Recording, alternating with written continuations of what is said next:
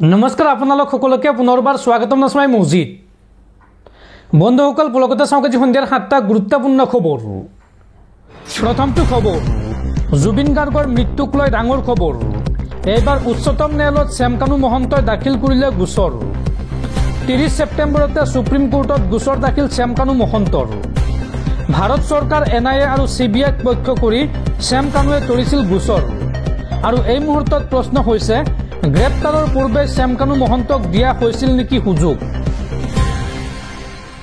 উচ্চতম ন্যায়ালয়ত শ্যামকানু মহন্তই দাখিল কৰিলে গোচৰ 30 ছেপ্টেম্বৰত দেশৰ সৰ্বোচ্চ ন্যায়ালয়ত গোচৰ দাখিল শ্যামকানু মহন্তৰ ভাৰত চৰকাৰ এনআইএ সিবিআইক পক্ষ কৰি শ্যামকানুৱে তৰিছিল গোচৰ আৰক্ষীক সহযোগ কৰিম বুলি কৈ ন্যায়ালয়ৰ কাষ চাপিছিল শ্যামকানু মহন্ত গ্ৰেপ্তাৰৰ পূৰ্বে শ্যামকানুৱে সাক্ষাৎ কৰিছিল অধিবক্তাক সুপ্ৰিম কোৰ্টত গোচৰৰ পিছতে স্পষ্ট হল 30 ছেপ্টেম্বৰৰ দিনটোত দিল্লীতে আছিল শ্যামকানু মহন্ত 30 ছেপ্টেম্বৰত দিনত লগ পালেও নিশাহে সিআইডিয়ে গ্ৰেপ্তাৰ কৰিলে নেকি শ্যামকানু মহন্তক কিয়নো 30 ছেপ্টেম্বৰতে সৰ্বোচ্চ ন্যায়ালয়ৰ ওচৰ চাপিছিল শ্যামকানু মহন্ত আৰু কিয়নো শ্যামকানু মহন্ত নিজে উপস্থিত নাথাকিলে গোচৰ দাখিল কৰিব নোৱাৰে সুপ্ৰিম কোৰ্টত হেয়ে শ্যামকানু মহন্ত 30 তাৰিখে দিনত দিল্লীত থকাটো 90% সঁচা এছআইটিয়ে গ্ৰেপ্তাৰৰ পূৰ্বে শ্যামকানু মহন্তক সুযোগ দিয়া হৈছিল নেকি এই মুহূৰ্তৰ আটাইতকৈ ডাঙৰ প্ৰশ্ন যে এছআইটিয়ে গ্ৰেপ্তাৰ কৰাৰ পূৰ্বে শ্যামকানু মহন্তক সুযোগ দিয়া হৈছিল নেকি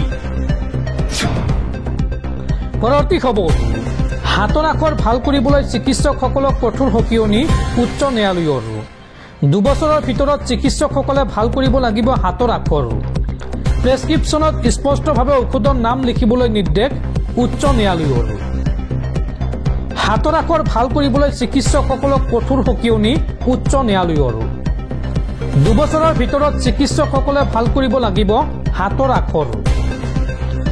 আখৰ ভাল কৰিবলৈ সময় বান্ধি দিলে উচ্চ ন্যায়ালয়ে প্ৰেছক্ৰিপশ্যনত কেপিটেল লেটাৰ্ছত ঔষধৰ নাম লিখিব লাগিব চিকিৎসকসকলে পাঞ্জাব আৰু হাৰিয়ানা উচ্চ ন্যায়ালয়ৰ এই ডাঙৰ ৰায়দান প্ৰেছক্ৰিপশ্যনত কেপিটেল লেটাৰ্ছত ঔষধৰ নাম লিখিব লাগিব চিকিৎসকসকলে পাঞ্জাব আৰু হাৰিয়ানা উচ্চ ন্যায়ালয়ে দিছে এই গুৰুত্বপূৰ্ণ ৰায়দান উল্লেখযোগ্য যে চিকিৎসকৰ হাতৰ আখৰে ভাবুকি কঢ়িয়াই আনিব পাৰে ৰোগীৰ জীৱনলৈ পাঞ্জাব আৰু হাৰিয়ানা উচ্চ ন্যায়ালয়ৰ ন্যায়াধীশ জজ গুৰপ্ৰীত সিং পুৰীৰ এই মন্তব্য চিকিৎসকৰ হাতৰ আখৰ ইমানেই বেয়া যে প্ৰেছক্ৰিপশ্যনত কি ঔষধ লিখিছে পঢ়িব নোৱাৰি যাৰ ফলত অন্য ঔষধ সেৱন কৰাৰ ফলত ভয়ংকৰ বিপদত পৰে ৰোগী চিকিৎসকক প্ৰেছক্ৰিপশ্যনত স্পষ্ট আৰু বুজি পোৱাকৈ ঔষধৰ নাম লিখিবলৈ নিৰ্দেশ হাইকোৰ্টৰ মেডিকেল কলেজত হাতৰ আখৰ স্পষ্ট ৰূপত লিখিবলৈ 2 বছৰীয়া প্ৰশিক্ষণ দিয়াৰ নিৰ্দেশ উচ্চ ন্যায়ালয়ৰ শুনানিৰ সময়ত চিকিৎসকে দিয়া প্ৰেছক্ৰিপশ্যনৰ এটা শব্দ পঢ়িব নোৱাৰিলে ন্যায়াধীশে আৰু যাৰ পৰিপ্ৰেক্ষিতত এতিয়া দেশজুৰি ডিজিটেল প্ৰেছক্ৰিপশ্যনৰ ব্যৱস্থা গ্ৰহণৰ বাবে পৰামৰ্শ ন্যায়াধীশৰ পৰৱৰ্তী খবৰ গুৱাহাটীত জুবিন অনুৰাগীৰ সৈতে ভয়ংকৰ ঘটনা জুবিন গাৰ্গৰ গান বজাবলৈ অনুৰোধ কৰাৰ বাবে এজন যুৱকক মৰিয়াই হত্যা 25 জনীয়া যুৱকৰ টাৰ্গেটত প্ৰাণ গল অবিনাশ ৰজক নামৰ এগৰাকী যুৱকৰ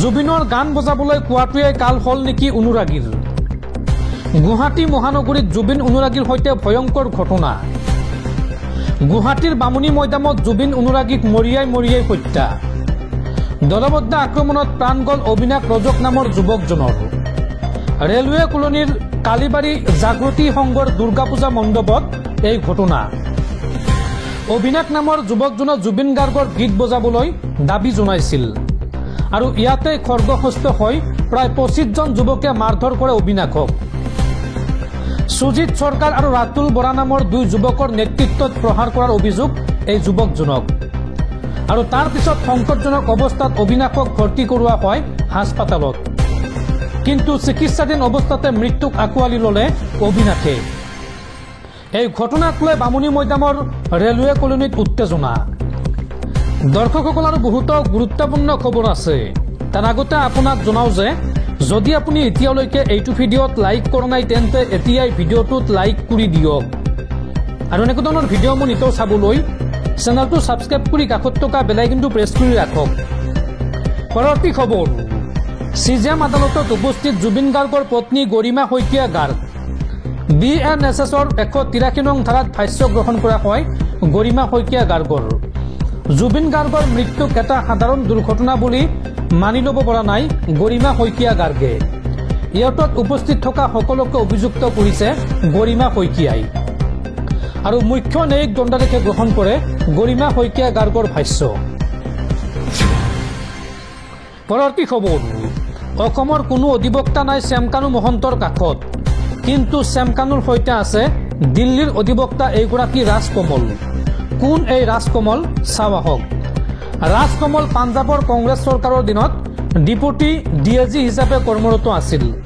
আনহাতে কংগ্ৰেছী সাংসদ কেটিয়াছ তুলসীৰ জুনিয়ৰ আছিল এইগৰাকী ৰাজকমল। পৰৱৰ্তী খবৰ, মুখ্যমন্ত্ৰীৰ সৈতে ফটো উঠিলেও সাৰি যাব নোৱাৰিব কোনো দোষী। মুখ্যমন্ত্ৰীয়ে দিনটোত হাজাৰ মানুহৰ লগত ফটো উঠে। কিছু লোকে সেই ফটো নিজৰ স্বাৰ্থত ব্যৱহাৰ কৰে। ফটো উঠিব আহিলে গতিয়ে কাকো দিব নোৱাৰি। শ্যামকানু মহন্ত আৰু মুখ্যমন্ত্ৰী হিমন্ত বিশ্ব শৰ্মাৰ ফটো প্ৰসংগত এই মন্তব্য মন্ত্ৰী পীযুষ হাজৰিকাৰ। পৰৱৰ্তী খবৰ, আইন আৰু ফটা জাল একে হ'ব নালাগে। জুবিন গাৰ্গৰ মৃত্যুৰ ন্যায়িক তদন্ত জৰুৰী। ছিংগাপুৰত হাঁহি খিকিন্দালি কৰা সকলোৰে বিৰুদ্ধে কঠোৰ আইনগত ব্যৱস্থা গ্ৰহণ কৰক আৰক্ষীয়ে। এই মন্তব্য অসম সাহিত্য সভাৰ সভাপতি বসন্ত কুমাৰ গোস্বামীৰ। পৰৱৰ্তী খবৰ, শ্যামকানু মহন্তৰ ক্ৰিমিনেল লেখ আবেদনৰ পৃষ্ঠাই পৃষ্ঠাই বিস্ফোৰক তথ্য। কি আছে শ্যামকানু মহন্তই দাখিল কৰা এই ক্ৰিমিনেল লেখ আবেদনত? কাৰ কাৰ বিৰুদ্ধে শ্যামকানুৰ বিষোদ্গাৰ? চাওঁ আহক। শ্যামকানু মহন্তৰ ক্ৰিমিনেল লেখ আবেদনৰ পৃষ্ঠাই পৃষ্ঠাই বিস্ফোৰক তথ্য। কি আছে শ্যামকানু মহন্তই দাখিল কৰা এই ক্ৰিমিনেল লেখ আবেদনত? 172 পৃষ্ঠাৰ লেখ আবেদনত SITৰ বিৰুদ্ধে বিষোদ্গাৰ। অসমৰ সংবাদ মাধ্যমৰ প্ৰতিও বিষোদ্গাৰ লেখ আবেদনত। সংবাদ মাধ্যম সামাজিক মাধ্যমত অতিৰঞ্জিত বাতৰি প্ৰচাৰ কৰাৰ অভিযোগ। মুখ্যমন্ত্ৰী হিমন্ত বিশ্ব শৰ্মাৰ মন্তব্যক লৈও অসন্তুষ্টি প্ৰকাশ কৰা হৈছে এই লেখ আবেদনত। দোষী বুলি সামাজিকভাৱে মুখ্যমন্ত্ৰীয়ে মন্তব্য দিয়াৰ অভিযোগ। SITৰ পৰা ন্যায় নাপাব বুলি উল্লেখ কৰা হৈছে এই লেখ আবেদনত। শ্যামকানু মহন্তৰ জীৱনৰ প্ৰতিও চৰম সংশয় থকা বুলি উল্লেখ কৰা হৈছে। NIA অথবা CBIৰ দ্বাৰা তদন্ত বিচাৰি উচ্চতম ন্যায়ালয়ত লেখ আবেদন শ্যামকানু মহন্তৰ। ছিংগাপুৰৰ পৰাই অধিবক্তাৰ জৰিয়তে পিটিশ্যন দাখিল কৰিছিল শ্যামকানু মহন্তই। শ্যামকানু মহন্তৰ ক্ৰিমিনেল লেখ আবেদনৰ পৃষ্ঠাই পৃষ্ঠাই এইদৰে বিস্ফোৰক তথ্য দেখিবলৈ পোৱা গৈছে। পৰৱৰ্তী খবৰ, অহা সপ্তাহত ভাৰত ভ্ৰমণ কৰিব তালিবানৰ বিদেশ মন্ত্ৰী আমিৰ মুত্তাকিয়ে। আফগানিস্তানৰ গণতান্ত্ৰিক চৰকাৰৰ পতন ঘটাই তালিবানে শাসনভাৰ নিজৰ হাতলৈ অনাৰ 4 বছৰৰ পাছত অহা সপ্তাহত তালিবানৰ বিদেশ মন্ত্ৰী আমিৰ খান মুত্তাকিয়ে ভাৰত ভ্ৰমণ কৰিব। 2021 চনৰ 15 আগষ্টত তালিবানে কাবুল দখল কৰাৰ পিছৰে পৰা অত্যাৱশ্যকীয় ঔষধ আৰু কৃষিজাত সামগ্ৰীৰ অভাৱত ভোগা আফগানিস্তানৰ বাবে সাহায্য বিচাৰি এই ভ্ৰমণ কৰা হ'ব বুলি বিশেষ সূত্ৰই জানিবলৈ দিয়ে। কিছুদিনৰ পৰা এই ভ্ৰমণৰ গুণাগথা চলি আছিল যদিও মুত্তাকিৰ বিৰুদ্ধে থকা আন্তৰ্জাতিক প্ৰতিবন্ধকতাৰ বাবে এয়া সম্ভৱ হৈ উঠা নাছিল।